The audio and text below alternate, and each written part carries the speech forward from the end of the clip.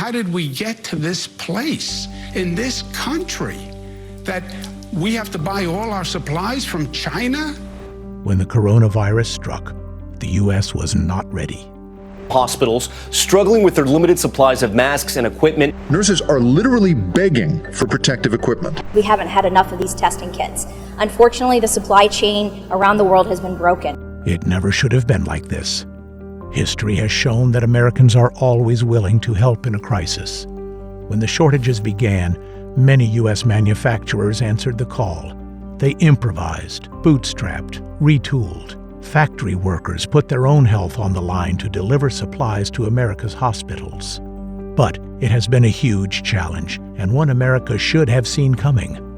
Some corporations spent the past several decades sending jobs and production to countries like China, turning a blind eye to worker exploitation, lax pollution controls, and massive government subsidies. These companies made huge profits even as factory workers in America suffered. This was no accident. Leaders of both parties put into place policies that helped ship these jobs overseas. Americans were told this would be beneficial. Stuff would be cheaper.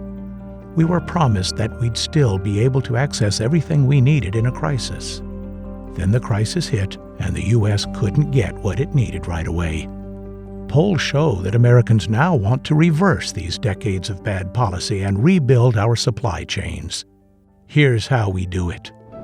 First, we must ramp up our own production of essential products and medical goods. Second, Buy America preferences ensure our tax dollars are spent on made-in-America goods, not sent overseas. Next, policymakers should insist that corporations receiving relief packages from Washington bring any offshore jobs back home.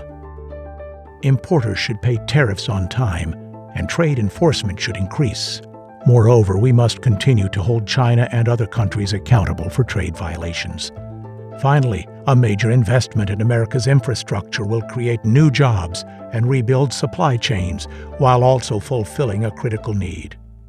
The coronavirus has been devastating, made all the worse because the United States was ill-prepared. We might not be able to stop the next virus or crisis, but we can make sure we have the ability to make what we need to deal with it, saving lives and building a better future for us all.